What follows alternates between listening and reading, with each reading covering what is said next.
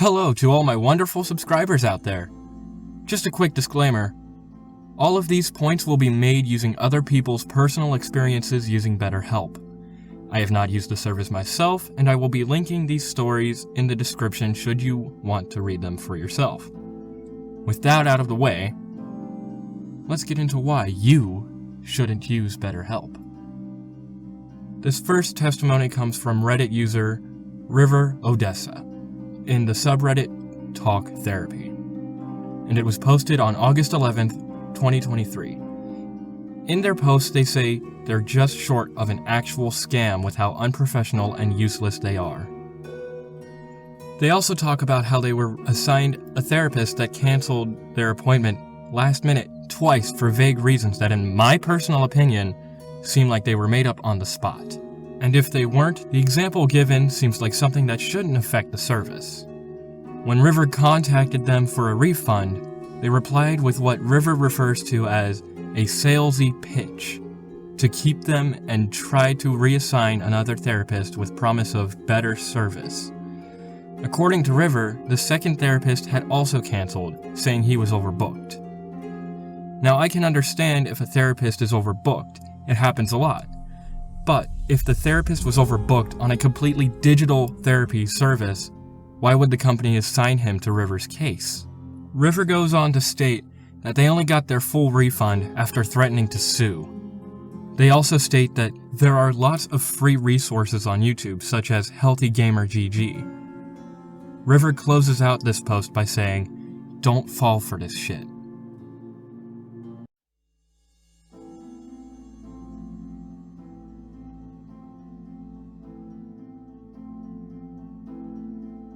This next post is fairly short and comes from Raging Bullocks in Autism in Women and was posted on July 17th, 2024. In their post they say this: "I haven't found a good psychologist, so I thought I'd check out this viral site. Not having major high hopes, but I'm a psych major, so this is for research. How bad could it be?" This was after our first meeting, where she talked more than I did. Currently working on a refund. I didn't expect much, but hey, maybe I can at least get a good Reddit post out of this. Attached above was a screenshot of a message from the therapist that reads, "Hi, I hope you're doing well. Thanks for attending the session yesterday. Please keep in mind the following statement. I mentioned that in terms of the autism spectrum, you may be at a moderate or low level. You do not appear to be highly on the spectrum. Additionally, I am not certain about what you meant by unmask my autism. We can discuss this further during our session. I shall send you some information about autism. Warm regards, Helen." Now, this is unprofessional in a couple of ways. The first being saying in the text after the section that she didn't know what Raging Bullocks meant when they said unmask my autism. If a therapist doesn't understand something during the session, what they are supposed to do is ask for clarification during the session so they can address it then. The second being, the therapist implied that this user didn't know what they were talking about by saying, "I shall send you some information about autism." For the viewers who might not understand why this is unprofessional, when someone suspects they might have autism, they will research the heck out of it. It's not just a quick Google search. Typically, undiagnosed adults will read multiple studies, take verified self-assessments, and then bring that up with their therapist to be referred to a specialist who will then test them. For a lot of folks, this test usually gets denied the first time around by insurance companies because they don't see it as medically necessary. That, however, is a topic all on its own.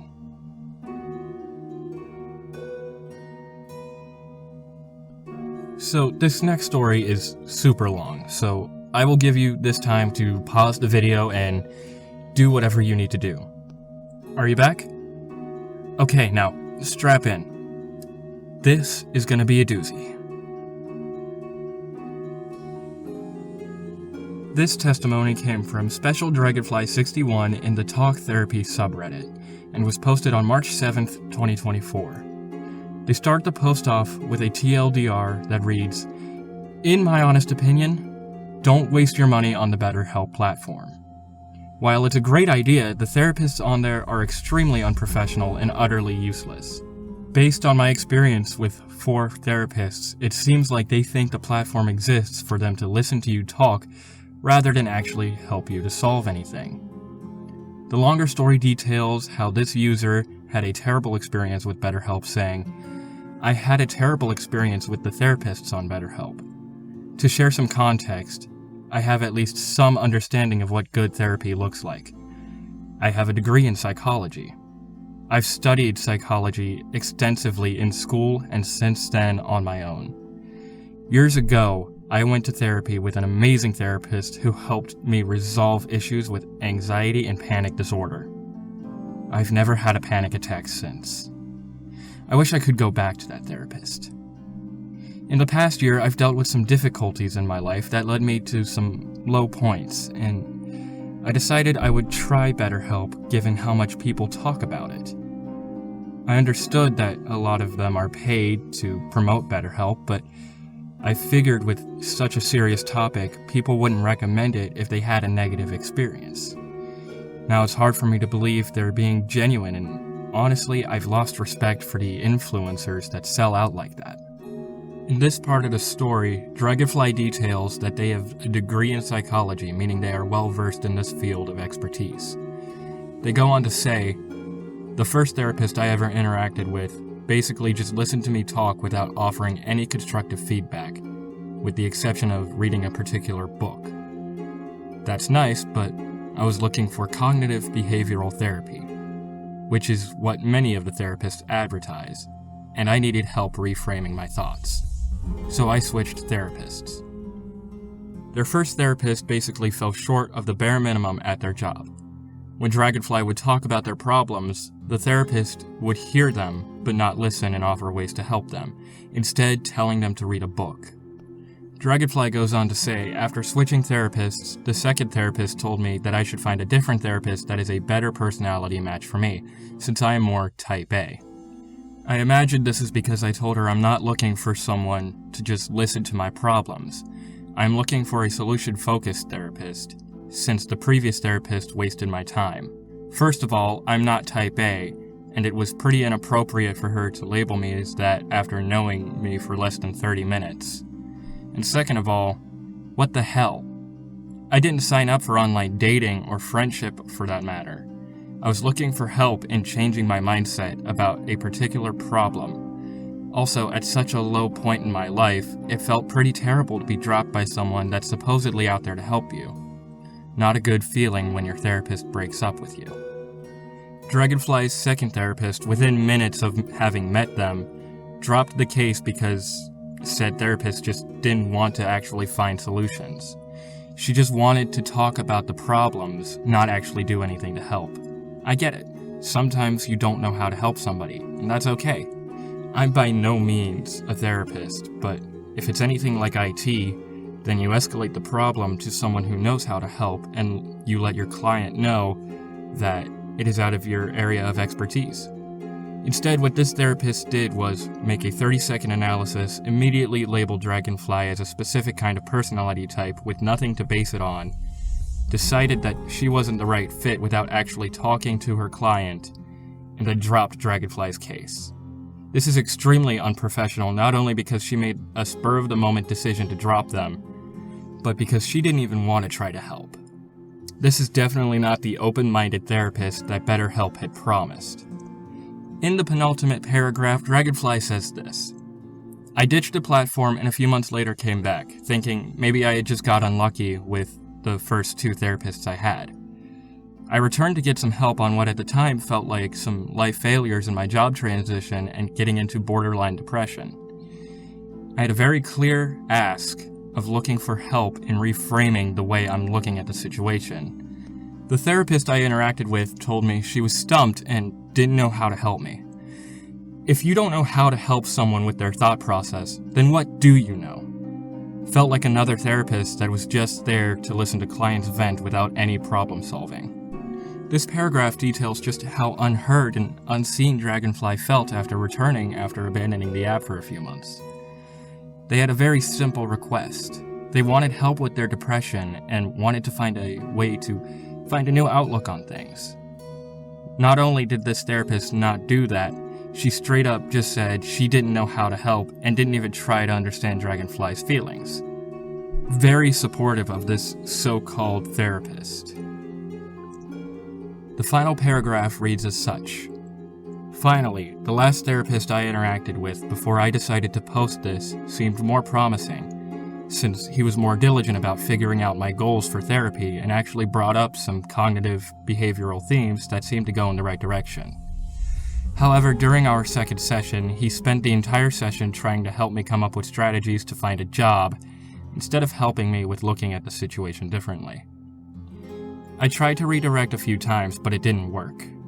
The only advice he suggested was affirmations when negative thoughts happen, which is advice I can get for free from YouTube. Oh, and getting my nails done to feel better. I'm not even joking. I told him I've had pretty dark moments, and he told me that women sometimes get facials and their nails done to feel better. Unbelievable. And then he told me he's out of ideas for how to help me, so maybe I should go to somebody else. Now that last paragraph is where it becomes apparent that these quote-unquote therapists aren't actually trying to help. Instead of helping with the matter at hand, this new therapist told Dragonfly to get a job. This feels extremely dismissive of Dragonfly's goals and issues. This therapist might as well be saying, "Oh, you're feeling depressed? I know what'll fix that. Getting your lazy ass up and putting in some hard work at a place that will most definitely worsen your mental state." Then he said that Dragonfly should go get their nails done to cheer them up. Now, I don't know Dragonfly's gender identity, but if Dragonfly identifies as a woman, this therapist is tying their mental health to stereotypical girlish things. This reduces and dismisses women's mental health struggles. It ties women's mental health to their appearance and that alone. Dragonfly ends the post by stating this. So you've been warned. If you want to take the risk, please be clear about what you want from the therapist in the beginning so that you don't waste your time.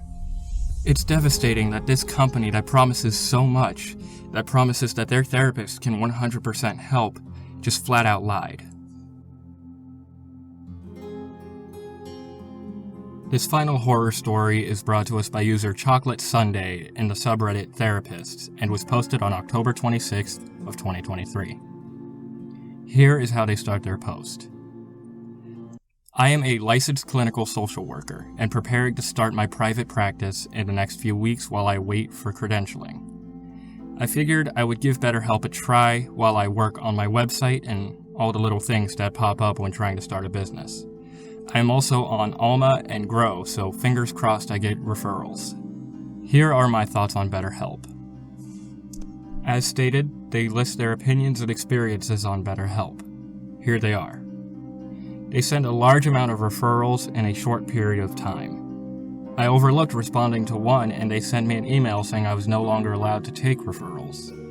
I believe all I had to do was log in and change the settings, but many of the referrals were also inappropriate and needed a higher level of care. I did not like messaging people about certain topics. It did not feel therapeutic to me, but I tried as hard as I could. I sent them worksheets, explained various topics, and tried to engage them as much as possible.